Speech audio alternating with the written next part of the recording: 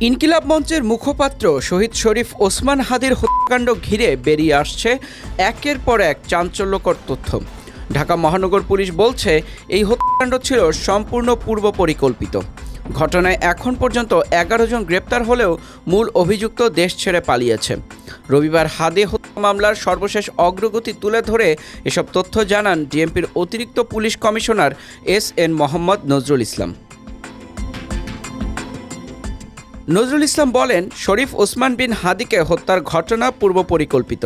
এর ফলে আসামিদের চিহ্নিত করার আগেই তারা সীমান্ত পার হতে সক্ষম হয়।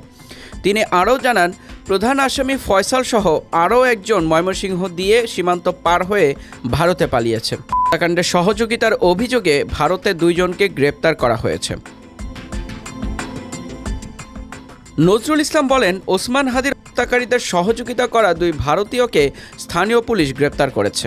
তদন্তে জানা যায়, ফিলিপ নামে এক ব্যক্তি আসামিদের সীমান্ত পার করে ভারতের মেঘালয় রাজ্যের পুত্তির কাছে পৌঁছে দেন। পরে পুত্তি তাদের এক ট্যাক্সি ড্রাইভার সামির কাছে হস্তান্তর করেন, যিনি আসামিদের মেঘালয়ের পুরা নামক শহরে নিয়ে যান।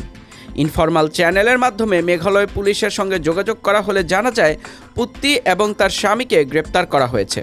পুলিশ ধারণা করছে আসামিরা অবৈধ পথে সীমান্ত অতিক্রম করেছে।